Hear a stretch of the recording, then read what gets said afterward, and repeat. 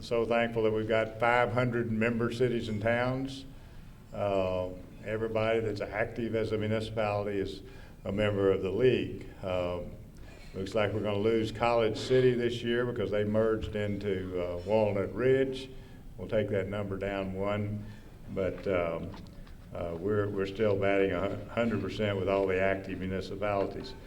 As you know, this year, many of you know that we had a little challenge about this time last year.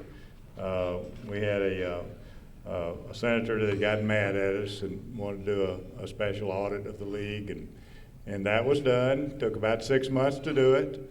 It was the final resolution of that was submitted to the legislature on December the 11th this past year, and we went out for the final hearing. It turned into quite an experience. The legislators were, as they got the answers to their questions, they were very complimentary of the league and the services that we provide and the job that was being done. So it was a good experience overall. The senator that asked for the request was certainly within his legal rights to do so, and I think he got the answers that he was looking for, and I hope he did, and I hope that our relationship will improve there. I did run into the senator in a special session, and he reached out and shook my hand and asked me how I was doing, and so I think that's a positive sign that we'll perhaps have good relationships with him too going forward, as well as all the other members of the legislature. This league has always had a great relationship with the legislature, and even though it got a little testy here over the last couple of years, I think that we're on the mend now, and that's a good thing for the state. That's a good thing for the cities and the league. So we're real pleased about that. Also, when you get one of those kind of requests, you get the newspaper always gets interested, and so we got to have the inquisition by the newspaper too, and that all turned out to be fine. And the reporter that was on that case, he called me so many times that toward the end he was just apologizing. Said, "Oh, I know I'm worried, I'm bothering you, and so got this question or that question." So we just kept on and kind of became friends. I kind of got so I missed his calls. I love to talk about the league, and when he wouldn't call me for a couple of days, I'd kind of miss him, you know. And he'd call, and I said, "Well, where you been?" You know, I hadn't heard from him in a couple of days, but it kind of got to be and he knew that there wasn't he quickly discovered that there wasn't any kind of a negative story that could come out of it. So a lot of good information got out to the general public. Feedback I got from the general public was all positive. And a lot of people said, "We didn't know y'all did that. That's a great thing you're doing for the cities," or "We didn't know about this or that." So it was very educational for citizens as a whole. And even people I didn't even know would comment positively about some of the work of the league. So I think that was a good experience, and I think good things will come of it. And I think it was certainly something that the senator was entitled to do if he wanted to do it that way. And so we're glad that it's come to a conclusion. But one of the things that happened during all of that, it caused me to really reflect on, you know, why we're doing this or why we're doing that, or how did this come about, or how did this league really develop. And so I did a lot of personal reflection, you know, on myself, on the league. And so in talking with Mayor Ellenball, he thought that might be kind of interesting to talk about that a little bit, that some of y'all might have some interest in that. You know, it's not that, like my wife says, she thinks that when I left the hospital after being born, I went to a municipal league convention. And it wasn't quite that way, but it was close. Because the year I was born, my dad went to a municipal league convention. He was a 28-year-old, newly elected city attorney for the city of North Little Rock. And he went to that municipal league convention, and he told them about the importance of protecting the tax-exempt status of municipal bonds. So that issue's been around for a while. You heard Clarence Anthony talking about that yesterday. So that's not a new issue, but the leagues have been concerned about that for many, many years. So he explained to them, you know, how that was so important for their infrastructure to be able to have that exemption on their bonds. And so after that convention was over, it was probably a group smaller than this group, probably in total. And the guy who was the director of it came over to him and he said, you know, this organization's got a budget of $3,500. The league director makes $100 a month. And he said, I'm getting ready to quit because I don't think this organization's got any future. He said, I think I could get you the job if you want it. And so my dad was a brand new lawyer, you know, a couple of kids and wife, and then he said, oh yeah, $100 a month. Yeah, well, if I can do that part-time and still have my part-time city attorney's position, I'll take it if they want to hire me. And so as a result, they hired him as the league director, and so I was raised as in the league. I've been involved in the league all my life. Sometimes people say, when did you get involved in the league? And I say, I've been involved my whole life, and it's true. So we were living down on 409 West 5th Street, North Little Rock, which is about 2 blocks north of the league headquarters currently. We lived there in my grandmother's house with my grandmother and my older sister, and we had a wonderful upbringing. My sister and I shared a bedroom upstairs, and my grandmother had the other room, and my parents were downstairs, and the other side of the house was rented out to a guy who worked for the city of North Little Rock, and a guy named Charlie Krause, and he was a wonderful guy that lived on the other side. Loved to sit out there on the front porch and listen to Cardinal baseball games all the time. But that was kind of the way I was raised as a kid. We lived there for the first 7 years of my life, and then I guess that $100 had gotten raised because we were able to move across the street and get out of my grandmother's house and move across the street there when I was about 7 years old. And the league headquarters at that time, if you happen to have gotten one of these block, street, and building publications in your materials, which I think everybody did, if you look on the very last page of it, there's a picture of a building there that looks really nice now. It's at 4th and Main Street in North Little Rock. And that's where the Thea Foundation currently is. When I was a kid, that was Ellis Home and Auto. And that's it's kind of like an Otasco store. Anybody remember Otasco stores and Western Auto? And some of those are kind of predecessors of AutoZone, I guess. But Ellis Home and Auto was down here. The league headquarters was right here. There's a little stairway that goes up to it, and then there was a couple of offices right up there. And that's where the league headquarters was. Now what I liked about it was you had a window right there. When I was a kid, you could go up there and peer out that window, and the State Fair parade would come down Main Street, and you had a great vantage point to watch the State Fair parade. So that's my favorite part about that league headquarters. So that was the way until I was, I guess, about 7, 8 years old. Then the league moved across the alley to 416 Maple, and that was about, still a couple of blocks from where the current league headquarters is, and a couple of blocks from where I was living down on 5th Street. And so the league operated out of that facility from in the 50s until the mid-60s. And I used to go down there, and I loved hanging around the league and meeting important folks, and every once in a while mowing the yard and washing the windows and doing all kinds of stuff like that, just because my dad was my hero, and I loved going down there and being around them. That was kind of the way we were raised. And everything was fine. You know, we were a very tight family, had an older sister, mother and father. It's kind of Ozzie and Harriet, father knows best type situation, you know, and my father, he knew everything in my opinion. But we lived there, and everything just wonderful. Great upbringing in North Little Rock. Then everything kind of changed in 1959. My sister went off to college, and she was going to school down at Arkadelphia. And she had completed a semester there, and she had a boyfriend and went to college up in Conway at Hendricks. He was a pre-med student up at Hendricks. So after her first semester of college there at Arkadelphia, she came home and told my parents that she wanted to transfer to Conway, be closer to her boyfriend. And so my dad said, well, no, you're going to have to complete a year at at Henderson and go ahead and complete at least a year. And we can talk about that next summer if you want to transfer. Well, so she went back for the second semester at Arkadelphia, and she hadn't been there for about 2 weeks, and she's tragically killed in a car wreck. And so that was a real tragedy for my family, and my dad took it extremely hard.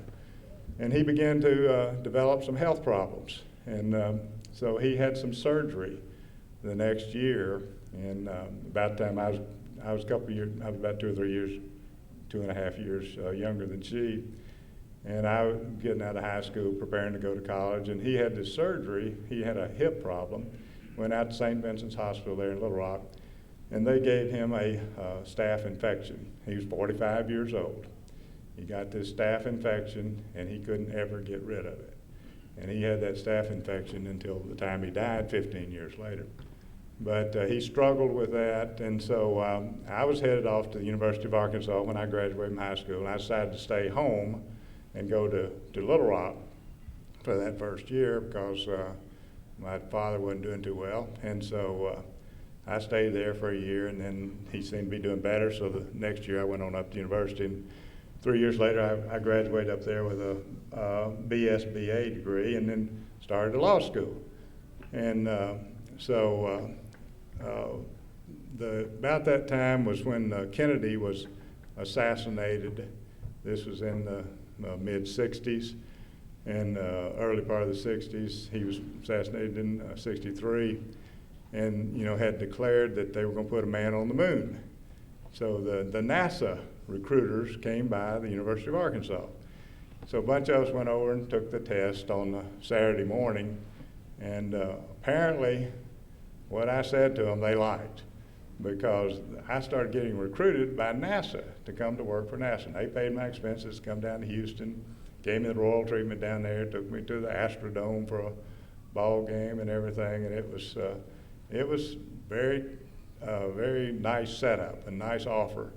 And I said, but I want to go to law school. And they said, well, we'll send you to the University of Houston at night, and we'll pay all the expenses so you can work at NASA and go to law school at night.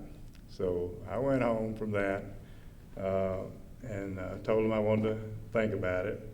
Went home and told my dad about it, and he said, well, that's a really good offer. And I said, I don't want to leave Arkansas, though. I really don't want to leave Arkansas. And I said, what about me getting a job for the league? And he said, he was real hesitant about that. And I said, well, what if the executive committee hired me? And he said, kind of like I would say, if the executive committee says it's okay, it's okay. But so I said, let me propose something to the executive committee to see if they might be interested. And this was the time, right after Kennedy had left office, and Lyndon Baines Johnson was the president now, and they were having this, he was initiating all these great society programs. So I did some research on all of those programs, prepared a report for the executive committee saying all these programs are going to be available, and what you all need to do is hire a federal AIDS coordinator to go after that money. And that federal AIDS coordinator ought to be me.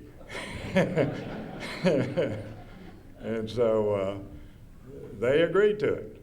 And they said that we'll pay you $400 a month if you can go after these federal funds for us. So we started, so I started to work there in the early part of '66. And I joined, I was going to law school at night because Little Rock had put University of Arkansas had put a Little Rock division at night in Little Rock. So I was going to go to law school at night in Little Rock, work for the league, and do the military on the weekends at the National Guard. I had joined the National Guard.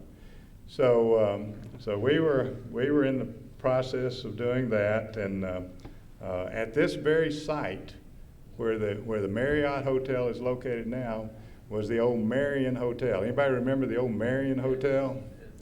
Well, that was kind of the gathering spot for a lot of happenings in Arkansas at that time. Reading knows, and we called together all these federal agencies to have a meeting. and tell us about these new Great Society programs.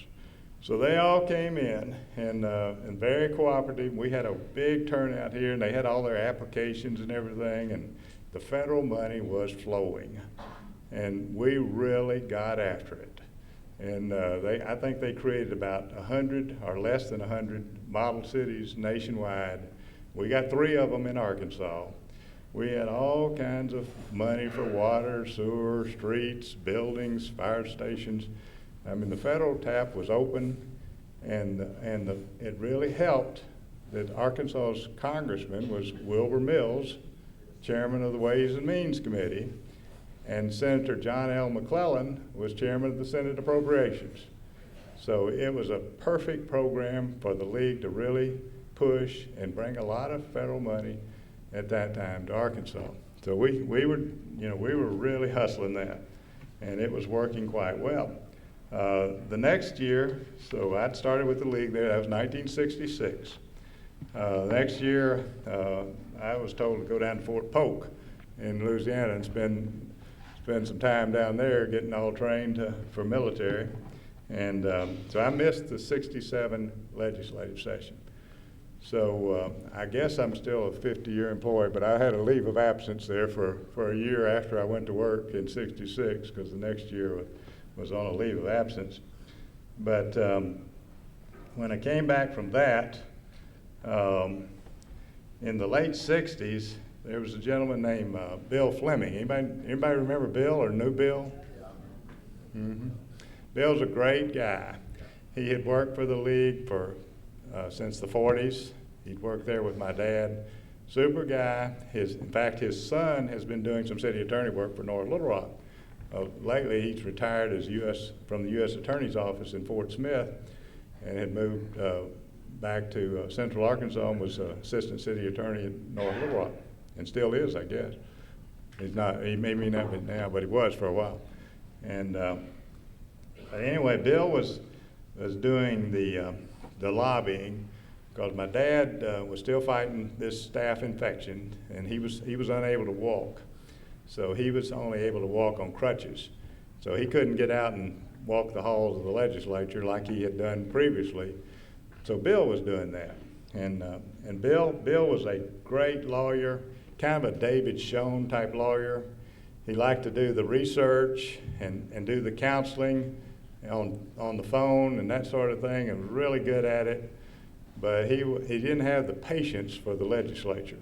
So to go out there in the legislature, and he didn't have much patience for them. So that was kind of not his cup of tea. So, but in '69, in the '69 session, the next regular session, that was back in the days where they just met in the odd years. They didn't meet every year like they do now. But in the '69 session, there was a bad bill passed called the City Killer Annexation Bill, that a fellow named Justice John Pirtle, he went on to be on the Supreme Court, but he was in the legislature at the time. He'd gotten this anti-city annexation law passed. The newspapers called it the City Killer, and he was famously the City Killer, and the cities didn't like it. So that was passed in '69. Bill caught a little bit of the grief for that bill passing, but also I would have to point out that in '69, one of the best bills of all time that the league's ever been associated with passed in '69, and that's your tort immunity law. Because in '68, the state Supreme Court, in a case called Parrish versus Pitts, involving a Little Rock sanitation truck that had run over a small child, the state Supreme Court abolished the common law immunity that cities had up until that time. So that was going to set off a flood of tort claims and tort lawsuits against cities. So the league, right after that happened in '69, went to the legislature to try to restore tort immunity by statute, since the common law immunity had been abolished. So my dad wrote the bill, and Bill went out and lobbied and got it through. And it was a battle with the plaintiffs' bar at that time to get that passed. But that law, and it not only took care of cities, but took care of the counties, school districts, higher education. They were all taken care of by that bill, and it stood the test of time, and still is probably the best, I think without a doubt, the best tort immunity statute in the country. And other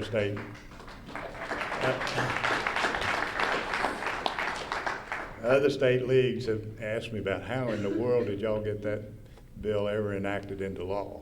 But it has saved citizens of Arkansas millions and millions of dollars. And it requires you to carry the liability on your vehicles. But other than that, you've got tort immunity. If you feel like you've got a moral obligation to pay some kind of claim, you can do so. But you don't have a legal obligation to do so, and so that you can't be sued for that successfully. You can be sued, but it'll be thrown out in court as it is as often when people bring those type of lawsuits. So that was a wonderful law that came out of '69, even though we also got the bad annexation law in '69. All this time I was going to, a guy in my National Guard unit was a guy named Jerry Bookout. And he and I had sort of become friends, and he was a new state representative from Jonesboro. And he said one day, he told me, he said, you know that city killer annexation law, he said, my city of Jonesboro needs to grow and needs to annex territory if it's going to be a great city. And he said, but we need to get rid of that city killer annexation law. He said, if you can draft me a bill to do that, he said, I'll introduce it, and we'll see if we can get it through the legislature in the '71 session. So I started doing a lot of research. I pulled a lot of language out of the old Vestal Supreme Court case, the Vestal standards, and incorporated that into the bill. And we had to rewrite the bill 3 or 4 times in the legislative session as different objections came up to it before we finally got it passed. And it changed the city killer concept, which was that you had to have an election in the city and an election outside the city, and both of them had to pass before you could annex any territory. It changed that to where you have one overall election and the majority of the overall people control it, and people outside it are coming in, vote in your city election. And that's been the law ever since. And it's still the basic rule under our election method of annexation. So we fought with John Purtle and before he became Justice John, and we managed to get that through. I remember one day we had an editorial in the statewide newspaper endorsing the bill, and Justice Purtle came into the House chamber holding that editorial, had on surgical gloves. He put on these long surgical gloves, and he was holding that editorial like that because he didn't want to touch it with his actual skin, so he had these surgical gloves on. And he was ranting and raving about this terrible editorial that had been written endorsing this annexation law that Representative Bookout and others were trying to pass. But we did get it passed, and that was proved to be a pretty successful session. And that was the first session that they had made me to be the lobbyist, because they wanted me to do it and Bill to do more of the research and the internal work there at the office. So that was a success. That was really my second bill, because the first bill I had in that '71 session was a bill that I had drafted, a little short bill to exempt cities and counties from having to pay sales tax on their motor vehicle purchases. We didn't have local sales taxes, so we wanted to be exempt from paying state sales tax.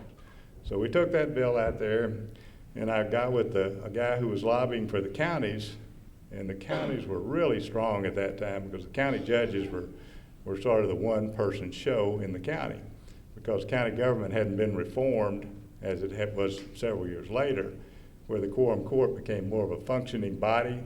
But at that time, the quorum courts, like the Pulaski County Quorum Court, was the largest legislative body in the world. And it would take them half a day to call the roll, because they had so many. They had one quorum court member for every 200 electors. And all the other counties were the same, but these were huge legislative bodies, and in particular a populous county. So they would generally meet just 2 times a year. They'd assess the property one time and levy the taxes the next, and in the meantime, the county judge ran everything.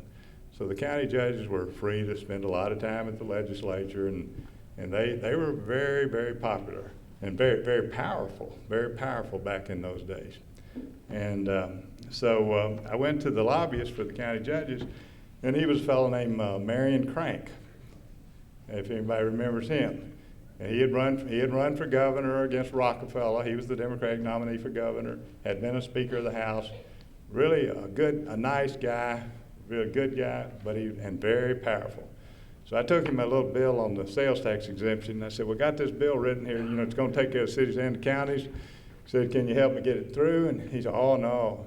He said, this new governor we got, Dale Bumpers, he doesn't want any more exemptions. He said, so that bill's not going to go anywhere. And so I wasn't deterred. I still wandered around carrying my bill around, seeing if I could get the thing introduced. And I found this Senator Moore, Bill Moore from El Dorado, if anybody knew him. And he despised the sales tax. And so he said, oh yeah, I don't like paying any kind of sales tax. So he said, I'll introduce that for you. And so sure enough, he introduced in the Senate. We had it out of the Senate just like that. And so then the counties wanted to be in, the schools wanted to be in, higher education wanted to be in. So pretty soon everybody was piled onto that little bill, and everybody got exempted from paying sales tax on their motor vehicles. And it went on through both houses of the legislature, and Dale Bumpers signed it. So that was really my first bill. But my second one, and the one that had the biggest challenge, was that repeal of the city killer annexation bill that Jerry Bookout worked so effectively with us on. So that was the 71 session, my first session, lobby the legislature. So after that, executive committee said, well, you did a pretty good job on that. They said, now what we want to do is work on getting some more turnback for cities. The city's not getting enough turnback. So they told me to go out and travel around the state and see what we can do about getting more turnback. So we came up with a program to get 10% of the state's revenue turned back to cities and counties. 6% for cities and 4% for counties. So here we are, not just asking for a whole lot more money, but we were also asking for the cities to get a bigger share than the counties. So I've been going around everywhere anybody would listen, every city county council meeting or any civic club or chamber of commerce meeting, anywhere anybody wanted to talk about that, I was going around preaching that cities weren't getting enough money turned back to them, and of the money that was turned back, they ought to be getting a bigger share of it. And so pretty soon later in that year, the county judges were aware of this, and they said, well, who's this young kid over at the municipal leagues running around here saying that we ought to get more money? He said, we're all for that, but then what about us not getting as much as the cities get? And so they wanted to have a meeting between mayors and county judges, exclusive of any staff. And so the league appointed a group of mayors to go meet with them. They went and had their meeting, and they came back from that meeting, and they were delighted with the outcome of the meeting, because the county judges had proposed to them that we not go for 10%, but we go for 7%, with the cities getting 4% and the counties getting 3%. And so that became the initial time when the revenue division from the general fund by the legislature was divided, $4 for cities for $3 for counties. And that still holds today. I mean, just like in this current biennium, cities are getting around 29 million, counties are getting around 21. So it's kind of that 4-3 arrangement. But at that time, they came back and the city said, well, let's do it. Let's go for the 7% bill and go to the legislature and see if we can get that passed. So we went out to the legislature, and after traveling around the state, and we traveled around the state, and the guy who had initiated on behalf of the counties was a guy named Randall Mathis. If anybody knew Randall Mathis. And he later on became director of the pollution agency at the state, a really good guy. And he had suggested the 7% idea that the cities liked. So he went around the state. He and the director of the county association was a guy named Frank Bazell at the time. And so Randall and Frank and Buddy Benefield, who was the mayor of England, and I, the 4 of us, traveled the state And Buddy was the mayor of England. He was first vice president of the Municipal League, but he was willing to do this traveling road show. And we traveled all over the state talking to legislators, getting them committed to vote for this 7% bill. So we went to the legislature there in the 73 session and submitted this 7% idea. Dale Bumpers was against it. And he didn't want the cities and counties getting 7% of the state's revenue, general fund. And so we got it passed anyway. We passed it over his objections, and then he vetoed it. And so then all of our supporters began to say, well, we committed to you guys to vote for it, and we did vote for it, but we didn't commit to override the governor's veto, and we got this popular governor, and we want to get along with him and everything, so we're not going to override his veto, but what we're going to do is double your turn back. So though they doubled our turn back, and we were successful in that quest for getting more turn back, we went from about 5 million to around 10 that time and got the turn back up a little bit. And so that was the 73 session. And then 74 comes along, and my dad dies. And he gave up to the staph infection.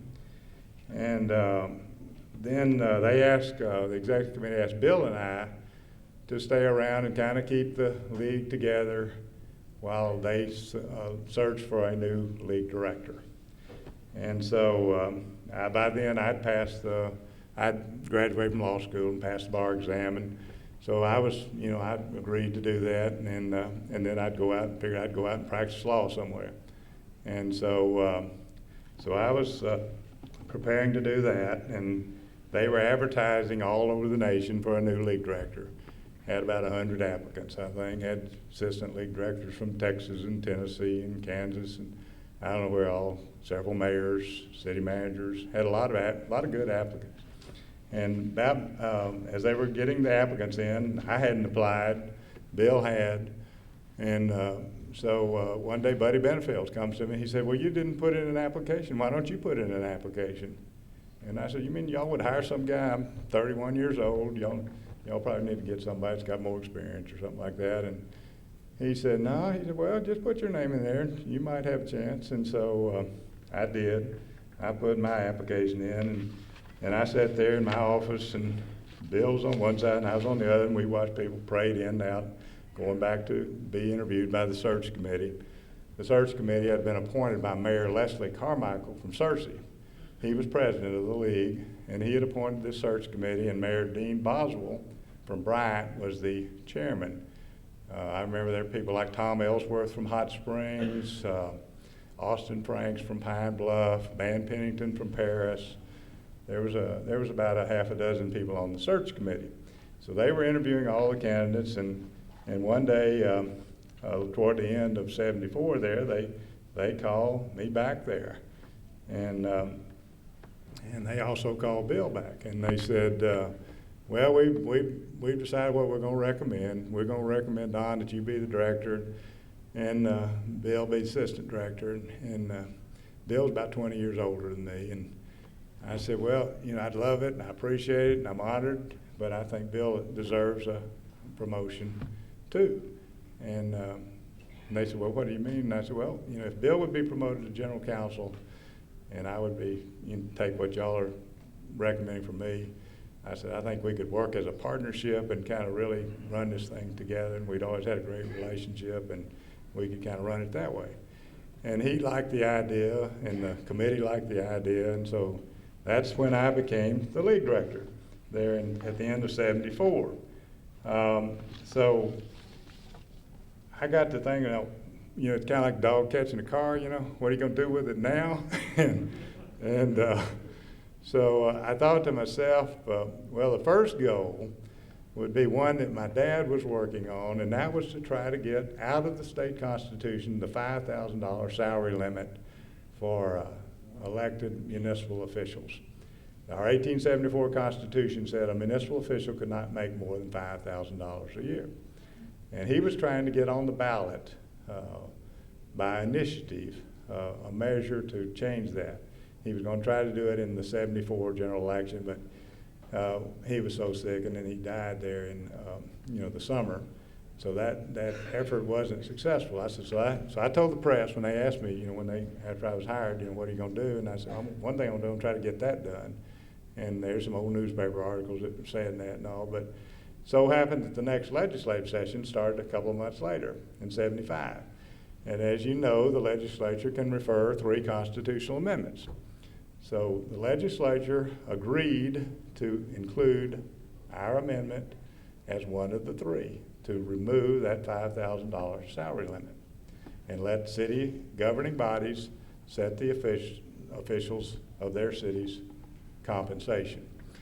So that was submitted by the legislature there in '75, and then after that was done, I got with some other guys that had political aspirations or whatever, and were willing to, JCs, and people remember the JCs were real active in those days, and they got behind it, were going to help us, and so we set up a little campaign headquarters for that initiative down on Louisiana Street in downtown Little Rock.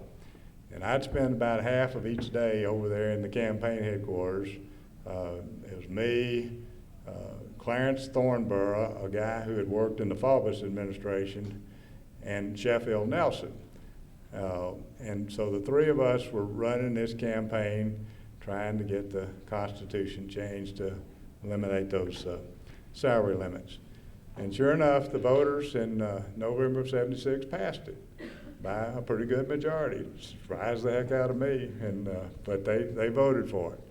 And there weren't any polls. We didn't have polls or anything, so we were just kind of running scared, hoping that it might pass, and sure enough, it passed pretty overwhelmingly.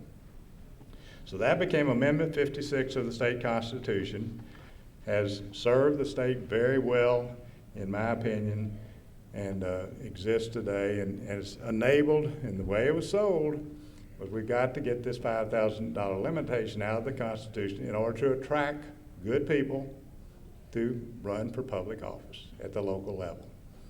And it has obviously worked. You can look around the room, and y'all are beneficiaries of that. And y'all were attracted to office because you didn't have to go in there and starve to be in a public office. And so fortunately, we got that out of the Constitution there in '76, and it's served us well since that time.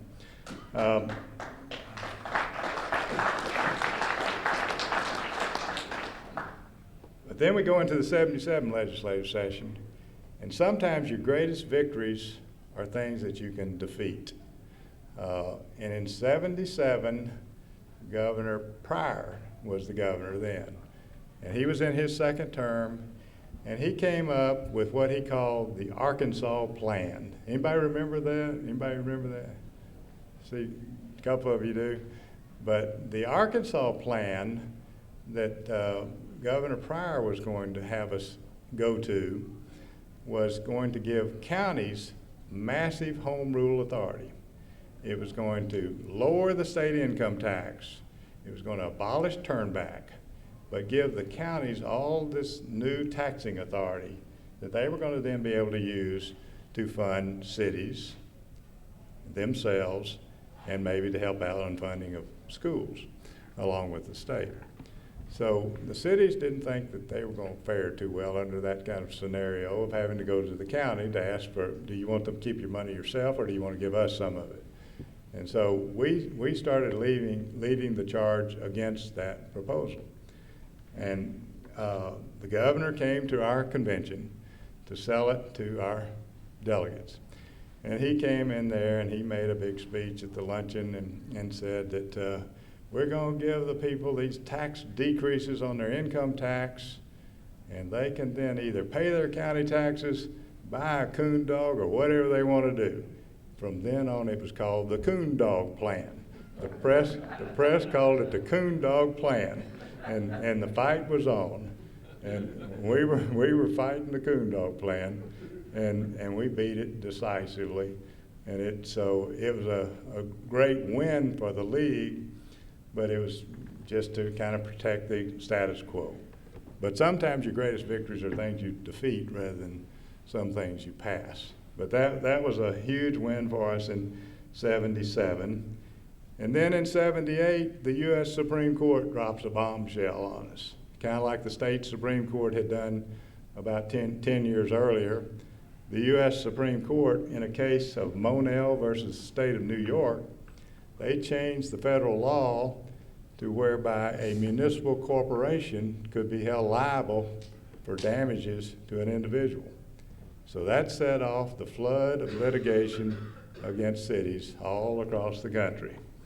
And so, first one that happened in Arkansas, I get a call from some city officials in Gould.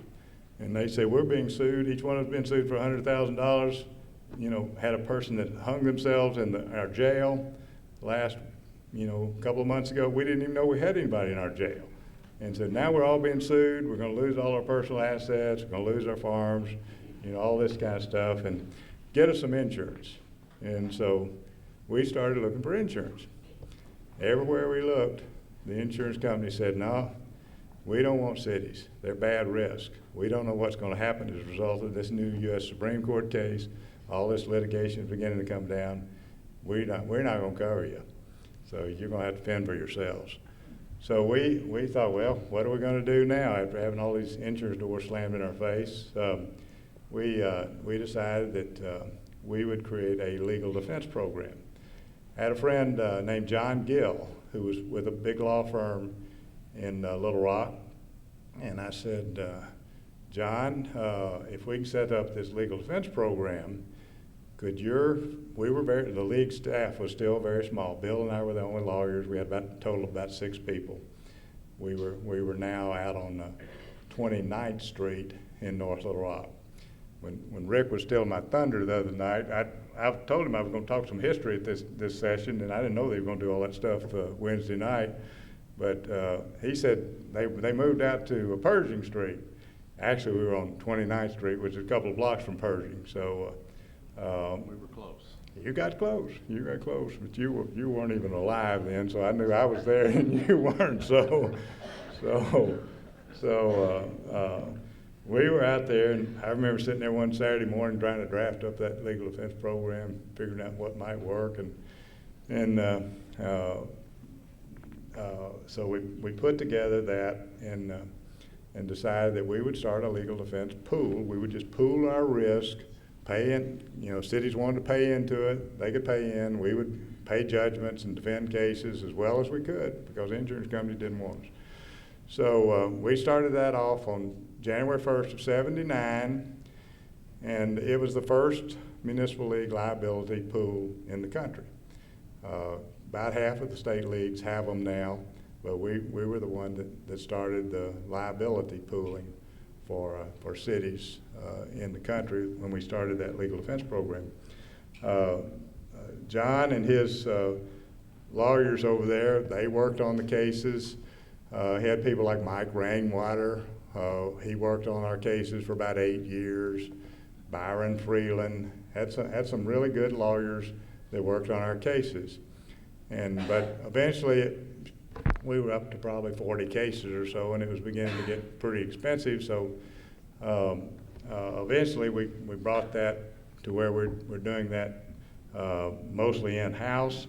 We're currently running about 170 cases that we're currently defending, and we're doing that for 447 cities this year. Last year was 446 cities. So that program has been very, very successful. Started in '79. But when I first started, my 3 goals were: 1, to get rid of that salary limitation; 2, to get cities a broad-based source of revenue; and 3, get the league on some kind of sound financial basis. So after we got the number 1 achieved when we passed Amendment 56 to get rid of the salary limitation, and so we're really looking for number 2. And there was a constitutional convention going on that was going to be submitted to the voters in 1980. And it was a great constitution. Lots of home rule authority for municipalities, lots of ability to fund your services and have a broad-based source of revenue. It looked really hopeful. And a lot of people thought it was going to pass. The Farm Bureau didn't like it, and so they ran ads against it and pushed Amendment 59, because Amendment 59 was going to give more tax relief to farmland and timberland than the Constitution was. Constitution was going to give some property tax relief to homeowners, but the Farm Bureau really ran a strong campaign and encouraged people to vote for Amendment 59 instead of the Constitution. So the Constitution of 1980 went down at the electorate there in November. So then in 81, January following that, a couple of months, here comes the legislature. Cities don't have a broad-based source of revenue. They're in desperate straits to get some money to run their cities. And so had a new governor coming into office. Frank White had just defeated Bill Clinton. And so he's coming into office. He'd always been a supporter. He had worked for the Economic Development Agency. He'd always been a supporter of more funding for cities. And so went to him and said, Governor, we really need a broad-based source of revenue for cities. What do you think about helping us pass a penny sales tax, a local sales tax for cities? And he said, well, yeah, sure, they need that, but there's not a way in the world that the legislature would ever give that to you guys. So they wouldn't give that to y'all in 1,000 years. He said, they love the sales tax at the state level. They're not going to share it with the cities. And I said, well, what if the legislature passed it? Would you sign it? You know, oh yeah, I'd sign it, but they're not going to pass that. And so here we go to try to get the local sales tax passed. It's a long story. I think I need to speed this up, but it's a long story about that. But I'll tell you one thing. Senator Knox Nelson from Pine Bluff is the strongest legislator I ever saw. I mean, he was some kind of powerful, if anybody knew Knox Nelson. And he helped us get that bill through the Senate. We went down to the governor's office with LL Doc Bryan, who had been our House sponsor. Anybody knew Doc Bryan? But he had been our House sponsor, and we walked into Governor White's office and said, well, it's passed. You still going to sign it? And y'all got that passed? He was shocked, but he agreed to sign it and did so. So then we had our broad-based source of funding cities, and it's worked beautifully well. You know, y'all are collecting now, cities and counties combined, about $1.2 billion in local sales tax revenues. Cities get most of that. If we had gotten a 7% bill passed at today's level, if we were getting 4% of the state revenues, that'd be about $200 million. Compared to what you're getting out of the local sales tax, it'd be roughly less than a third, probably, of what the local sales tax is generating by result of your local elections. So local sales tax worked real well. 82, also in 81, at the very end of 81, cities said, well, y'all did a pretty good job with solving our liability crisis when it came about, but now we got this health insurance thing. The rates are continuing to go up on that.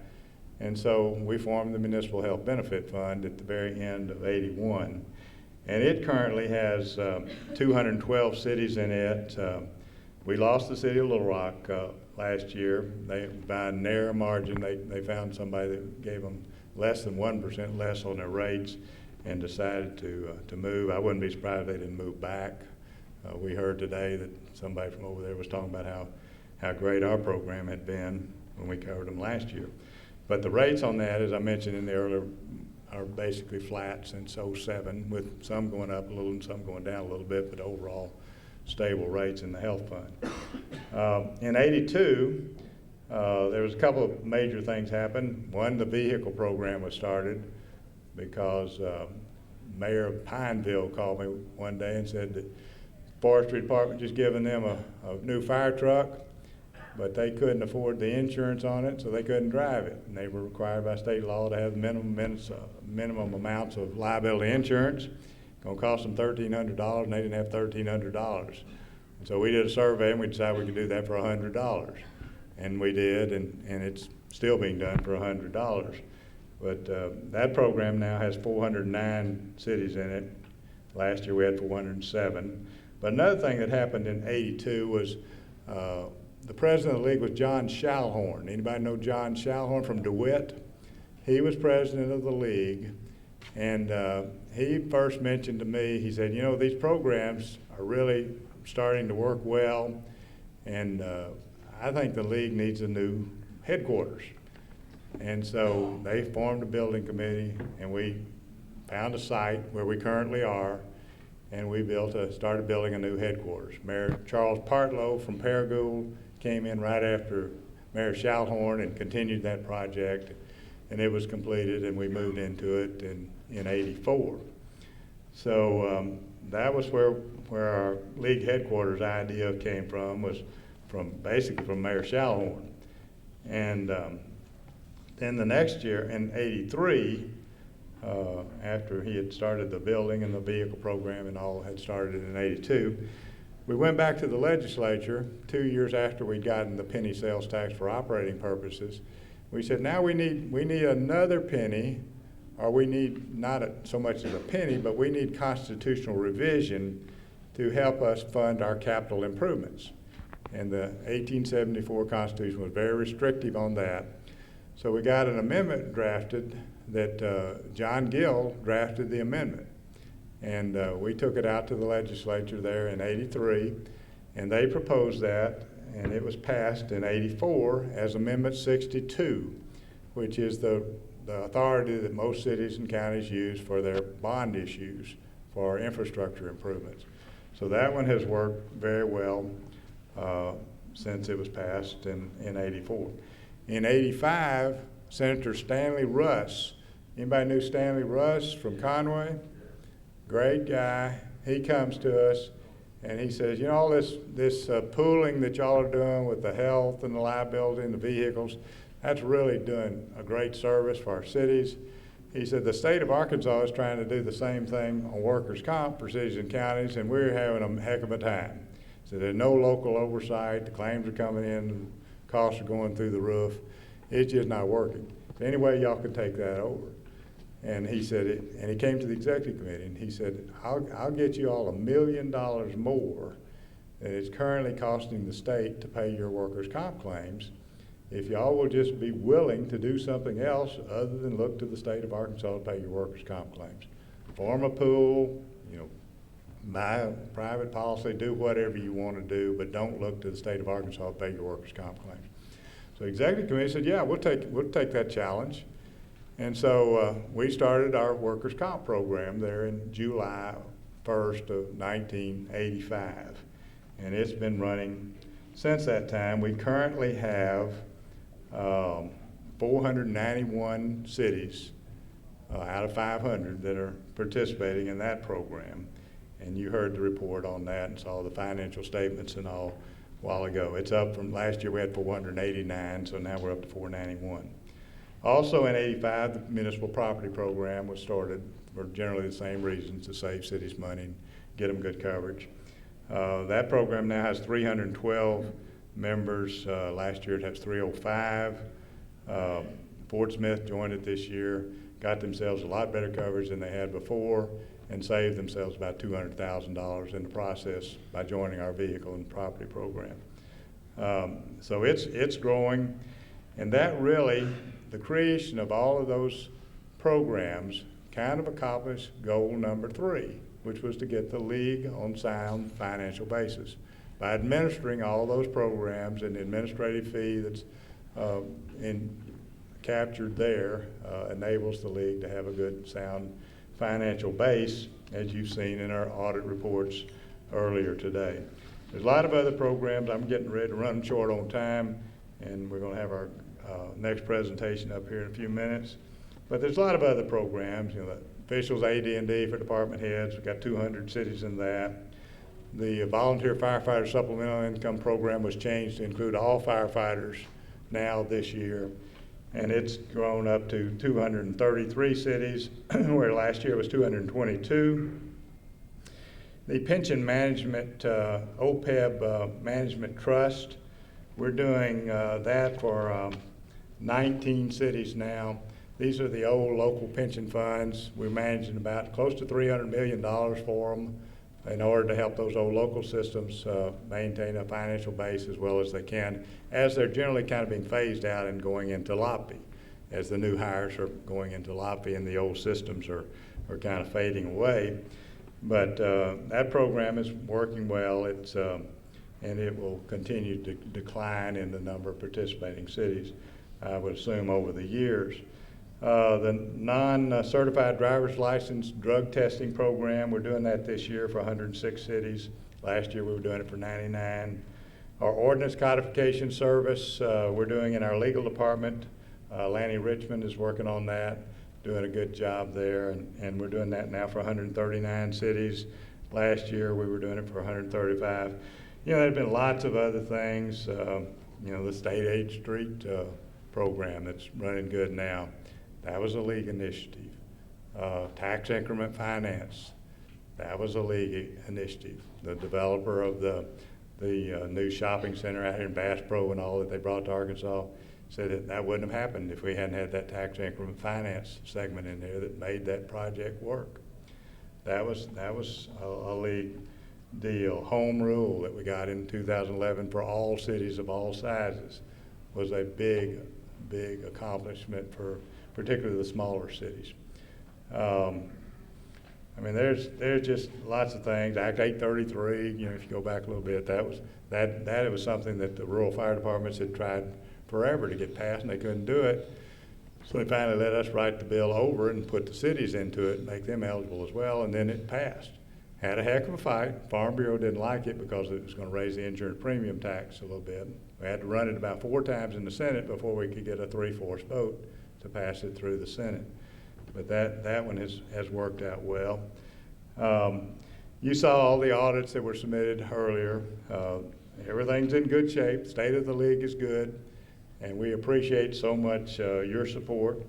We've come a long way. I've covered a lot of years here. Ken Washington's been telling me I need to write a book on some of all these experiences, but I told him just take some notes today and I'll try to cover some of them.